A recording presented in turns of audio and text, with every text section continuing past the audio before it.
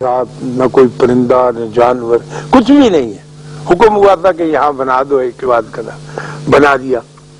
اور پھر اللہ نے کہا کہ یہاں کھڑے ہو کر پکارو ان لوگوں کو کہ آؤ اور اس کی زیارت کرو. بات تو آپ بڑے حیران ہوئے کہ یا اللہ میں کچھ بھی نہیں یہاں تو میں کس کو پکاروں. اللہ نے کہا نہیں، تمہاری آواز سن کر اور اس اذان کے اوپر بے شمار لوگ یہاں آئیں گے، تمہیں ان کا احساس نہیں ہے. بیمار اونٹنیوں پر دور دراز کا سفر کر کے تو خالی میں دی گئی آواز میں اب آپ دیکھتے ہیں کہ کتنے آدمی وہاں بالکل کچے دھاگے سے بندھے چلے آ رہے ہیں. تو آدمی یہ سوچتا نہیں، ہماری زندگیاں کچھ ایسی ہو گئی ہیں، کچھ ہماری مجبوری بھی ہے کہ ہم بھرے ہوئے کو چاہتے ہیں. ہم سمجھتے ہیں کہ خالی جو ہے یہ ہماری زندگی میں کوئی اہمیت نہیں رکھتا.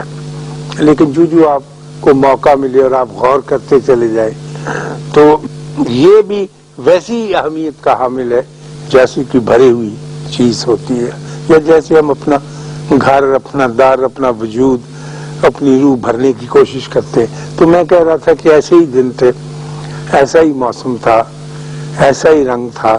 ہم ڈھاکہ سے کاکسس بازار کی طرف پرواز کر رہے تھے.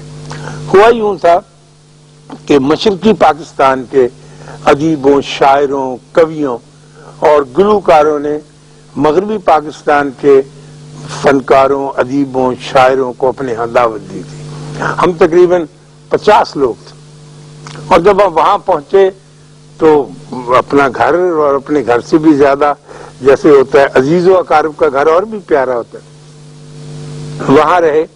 تو انہوں نے یہ ایک پروگرام بنایا کہ ہم مغربی پاکستان کے ادیبوں کو ان کا اپنا ملک دکھانے کے لیے مختلف گوشوں اور حصوں میں لے جائیں گے. تو بڑی تعداد جو تھی انہوں نے کہا کہ ہم سندر بن دیکھیں گے، اور کچھ نے کہا کہ ہم چٹاگانگ ہل ٹریکس کی سیر کریں گے.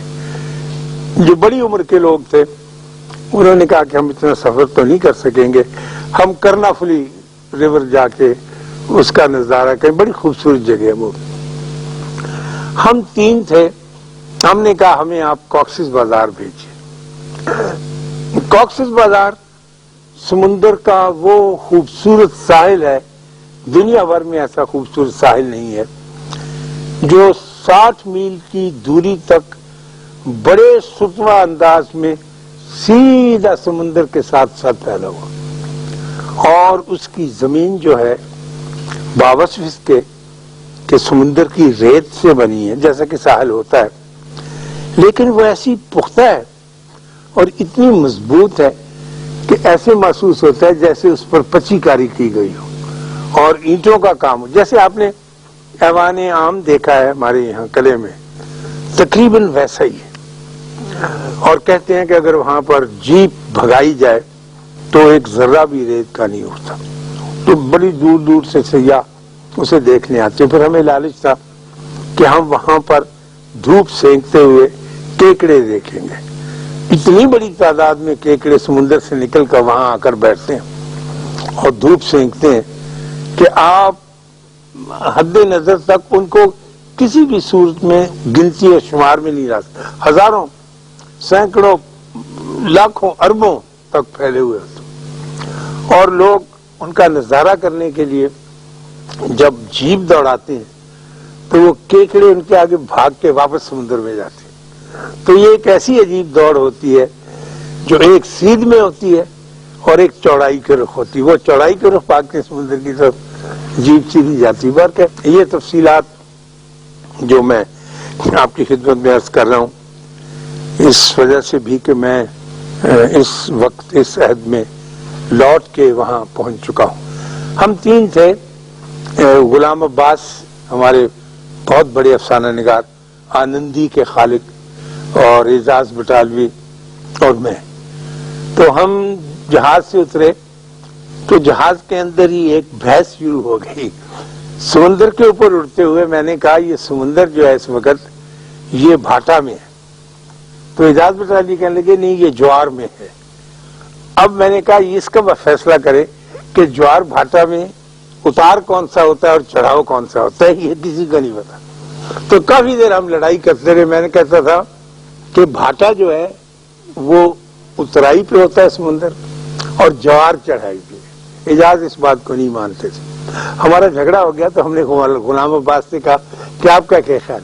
انہوں نے کہا میں نے کبھی بھی اکیلا لفظ استعمال نہیں کیا، جب بھی استعمال کیا جوار بھاٹا اکٹھا کیا، مد و جزر اکٹھا کیا، اس لیے میں نہیں جانتا کہ جوار اونچا ہوتا ہے یا بھاٹا اونچا ہوتا ہے. جب ہم ایئرپورٹ پر پہنچے تو جو پہلا سوال ہم نے کاکسس بازار میں وہاں کے اسٹیشن مینیجر سے کیا پی آئی کے، ہم نے کہا سر آپ ہمیں یہ بتائیں کہ اس وقت سمندر جو ہے یہ مد و جزر کے اعتبار سے کس میں ہے؟ کہنے لگے اس وقت تو یہ جوار میں ہے، یعنی اتراؤ میں، اور جب چاند نکلے گا تو پھر اس میں جوار پیدا ہوگا، لہریں اوپر کو اٹھے گی، لیکن اس وقت بڑا پرسکون ہے. نظر آ رہا تھا سمندر. آپ جائیں گے انشاءاللہ تو دیکھیں گے کہ نہایت خوبصورت شہر، نہایت خوبصورت لوگ اور بہت ہی اچھا سمندر اور بہت ہی مہمان نواز ساحل. تو جب ہم سامان رکھ چکے ریسٹ ہاؤس میں تو کھڑکی کے بالکل باہر سمندر تھا، تھوڑے فاصلے پر. اعجاز کرنے لگے کہ یہاں بجائے کھانا کھانے کے، بجائے چائے پینے کے، ہم چلتے ہیں اور چل کے بازار دیکھتے ہیں. تو ہم نے کہا کہ چلتے ہیں اور چل کے بازار دیکھتے ہیں.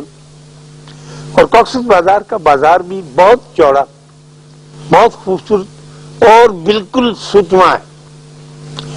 جب ہم اس پہ چلنے لگے آہستہ آہستہ تو بجائے کسی دکان میں جانے کے یا لوگوں سے ملنے کے، وہاں ایک بدھ ٹیمپل تھا، بدھسٹ لوگوں کا مندر، ان کی عبادت گاہ کافی بڑی. تو ہم نے فیصلہ کیا کہ پہلے جا کے یہاں اس کی زیارت کرتے ہیں. تو اس کے اوپر 3 4 5 بھکشو کھڑے تھے گیروئے رنگ کے کپڑے پہنے. ہم جا کے بیٹھ گئے اور اپنے بوٹ کے تسمے کھولنے لگے تو ایک بھکشو آیا. اس نے کہا کہ آپ نے تھوڑا سا تو دیکھنا ہے، آپ نے آلٹر کے پاس تو جانا نہیں عبادت کرنے کے لیے، آپ کیوں جوتے اتارتے ہیں، ایسے ہی چلے جائیں. تو غلام عباس نے کہا نہیں، ہم داتا کی نگری سے آئے ہیں، ہمیں حکم ہے کہ کسی کی بھی عبادت گاہ ہو ہم وہاں پر جوتے نہیں لے جا سکتے، چاہے تھوڑی دیر کے لیے اور تھوڑی دور کے لیے اندر جائے. چنانچہ ہم نے بوٹ اتارے اور اندر چلے گئے. وہاں مہاتما بدھ کا پیتل کا بہت بڑا بدھ کوئی 5 6 فٹ اونچا موجود تھا. تو ہم باتیں کرتے رہے. تو وہ جو گیروے رنگ کے کپڑے پہنے لوگ کھڑے تھے بھکشو، اجازت نے ان سے پوچھا کہ آپ کہاں کے بدھ ہیں، کہاں کے بھکشو؟ انہوں نے کہا ہم پاکستانی بدھ ہیں، تو پاکستان کے رہنے والے ہم یہیں کے بدھسٹ. تو ہمیں ان سے مل کے بڑی خوشی ہوئی کہ یہ تو ہمارے لوگ. خیر جب باہر نکلے تو ایک وکیل کا دفتر تھا جو کہ بانس کا دفتر تھا. اس کے اوپر کوروگیٹڈ شیٹ، یہ لہریا ٹین کی چھت تھی، بڑا خوبصورت. باہر ان کا بورڈ لگا تھا ایڈوکیٹ ہائی کورٹ. تو اعجاز کرنے لگے ان سے ضرور ملتے ہیں. تو ان کے پاس بیٹھ گئے اور آپس میں وہ عدلیہ کی باتیں، سسٹم کی باتیں، وکلاء کی کیسی حالت ہے اور کس طرح سے وہ اپنی ٹیکنیکل باتیں ہوئی. ہم دونوں بیٹھے رہے. کچھ دیر تو ہم نے برداشت کیا، پھر تو چونکہ ہماری سمجھ سے باہر تھی، وہ اعجاز پوچھنے لگے کہ رہن کے مقدمات جو گروی رکھ دیتے ہیں چیزیں، وہ کس قسم کے ہیں اور ان میں سے کیا لینا دینا ہوتا ہے، کیونکہ ہندو بنیے بھی وہاں بہت تھے اور انہوں نے بدھسٹوں کی مسلمانوں کی جانب پر قبضہ کر رکھا ہے. تو یہ باریک بات تھی، لمبی چلتی تھی. تو ہمارے وکیل صاحب نے کہا کہ آپ دو جو ہیں آپ میرے بیٹے سے ملیے. تو وہ آرٹسٹ ہے، وہ انہوں نے آواز دی. ایک نہایت خوبصورت گورا چٹا 24 25 برس کا نوجوان آ گیا. تو انہوں نے کہا کہ یہ ہمارے مہمان ہیں، یہ پچھم پاکستان سے آئے. تو ان کا کہ آ جائیے میرا اسٹوڈیو دیکھیے.